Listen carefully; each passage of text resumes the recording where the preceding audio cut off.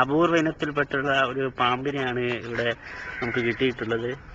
Zoological survey of ഇന്ത്യയിലെ ചെയർമാനായ Shri Rakesh P Nambi ആണ് ഇതിനെ പിടിക്കുന്നതിന് നേതൃത്വം കൊടുക്കുന്നത്. ഈ വളരെ പാമ്പിനെ എങ്ങനെ പിടിക്കുക എന്നുള്ളതിന്റെ ഒരു ഡെമോൺസ്ട്രേഷൻ ആണ് നമ്മൾ കാണിക്കുന്നത്. ഇതിനു വേണ്ടി ഉപയോഗിക്കുന്ന മാരകായുധമാണ് ഈ സാധനം.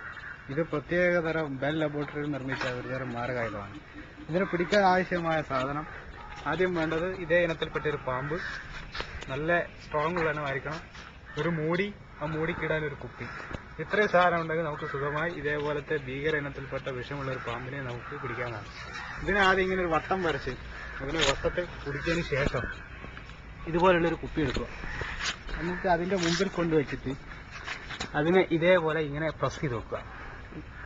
പ്രസ് ചെയ്ത് വെച്ചതിന് ശേഷം അതിങ്ങനെ രക്ഷപ്പെടാൻ ശ്രമിക്കും. പക്ഷേ ഒരിക്കലും അനുവദിച്ചു കൊടുക്കരുത്. അതിന്റെ തലഭാഗം എപ്പോഴും നമുക്ക് ഓപ്പോസിറ്റ് ആയിരിക്കും, അല്ലെങ്കിൽ കടി നമുക്ക് വാർത്തയിലേക്ക്. അതിങ്ങനെ സ്ട്രോങ് ആയി ഞെക്കി പിടിച്ച ശേഷം കുപ്പി അതിന്റെ മുമ്പിൽ വെച്ചിട്ട് കേരള എന്ന് പറയുക.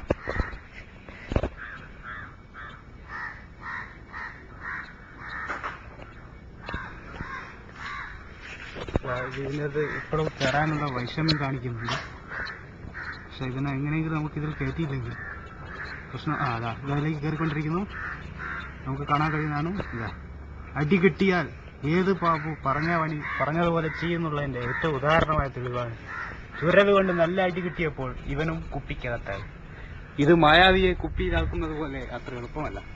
പക്ഷെ എങ്കിലും നമുക്ക് ഇവനെ കുപ്പിയിലാക്കാൻ കഴിയും. അതാണ് ഇത്രയും ഭീകര വിഷമുള്ള ഒരു പാമ്പിനെ ഇന്നേ വരെ ഇന്ത്യയിൽ കണ്ടെത്തിയിട്ടില്ല. ഇനി വേണ്ടത് ഈ കുപ്പി ഈ മൂടി കുപ്പി കൊണ്ട് നന്നായി അടയ്ക്കുക എന്നാണ്. അപ്പോൾ നമ്മൾ നമ്മുടെ ദൗത്യം വിജയിച്ചു കഴിഞ്ഞിരിക്കുന്നു.